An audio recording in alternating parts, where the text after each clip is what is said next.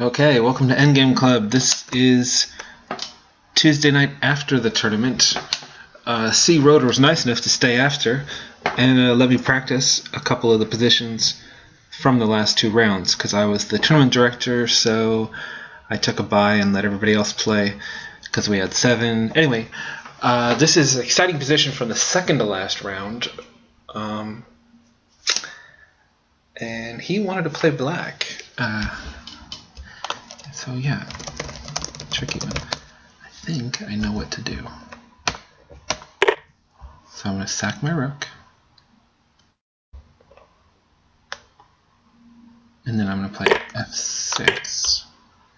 Now the threat here is rook g5 and bishop f7, taking out that precious f7 pawn. And after that, White's got a very good situation, even though he's down a whole rook. So this is a basic lesson in the value of pawns in the endgame, and especially passed pawns, right? Got a pawn on the 7th, got a pawn on the 6th protecting it. Anyway, rook g5 should be winning, except black can play h6, and even after bishop takes f7, it's not... Well, okay, he's apparently on to me. Nice move. So we're still coming. Rook to g3, and black has got to make some tough choices now. I was practicing this the other day, I'll tell you the truth. I did have a chance to practice. And the first thing I thought of was maybe just rook takes a2. Look, you're up a whole rook. The problem... I mean, if you think you're going to lose, right, with black, you're just like, wow, rook g3. He did it!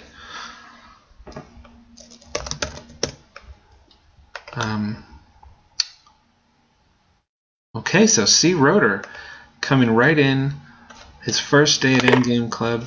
Anyway, thinking outside the box. Now he can play a couple things, maybe bishop d5, bishop e6, and he's got that f7 nice and solid. So a whole rook...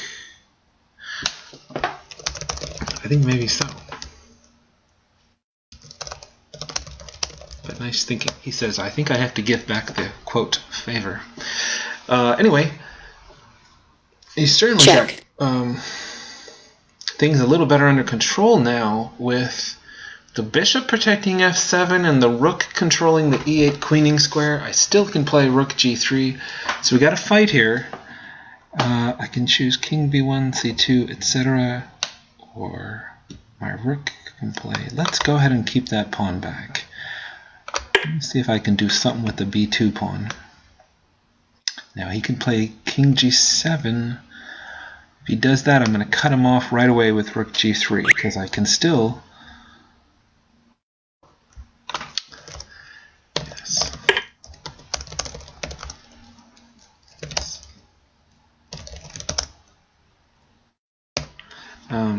Here we go. Here comes the king. I can still... Well, keep the king out of the game. I mean, why let him move his king around? So, if he plays rook g8, I'll just trade and queen my pawn. Now, he can set that up with bishop c6, though. That is true. Let's go ahead and cut him off here. I think... Does it matter?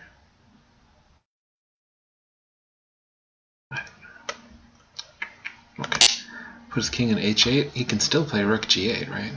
Thing is, his bishop can come to c6, and that will free up the rook from e8, which I'm pretty sure he's going to do shortly. But no, actually, let's keep this. Okay, if he moves the bishop now to c6, I'll check him and take that precious f7 pawn. So let's see if I give him a chance to make that mistake. Okay, he's going to e6.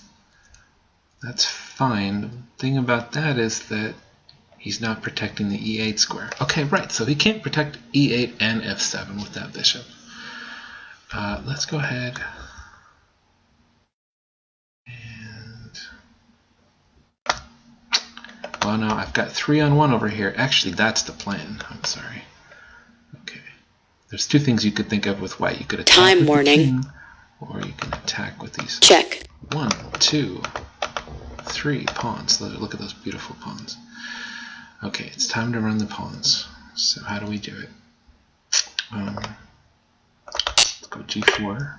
g4 takes away the f5 check. Bishop f5 is not a possibility now. He can play bishop d5, bishop e4 check, and transfer the bishop to g6. However, if he moves his bishop, I can play king c3, put him on a nice dark square, and then if he goes to e4, I take the f7 pawn.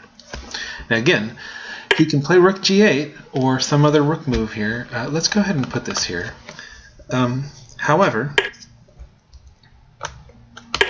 if his rook leaves the back rank, I've got e8 equals a queen, so e7 to e8. So what's coming up here is h4.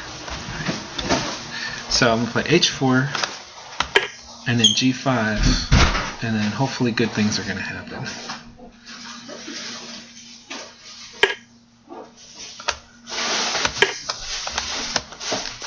And that's even better. So I get to keep the g and h pawn, and this has got to be good. This has just got to be good. My rook's still protected. Have to be careful.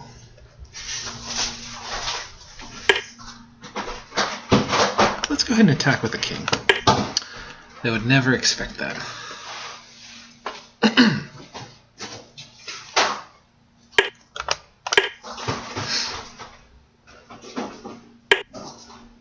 Okay, maybe he did expect that. Oh boy.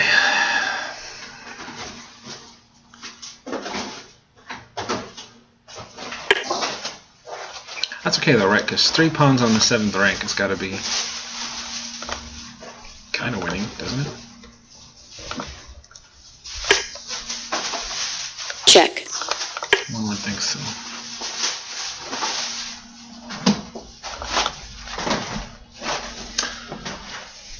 I'm making a video. Oh. So, making a little recording here. But tough game.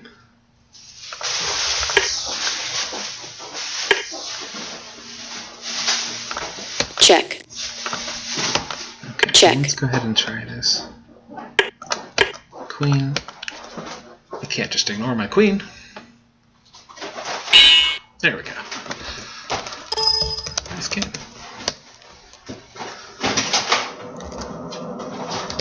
I think rook takes a2 was a good try.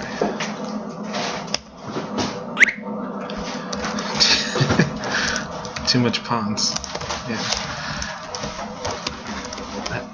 I think that's the lesson from the book.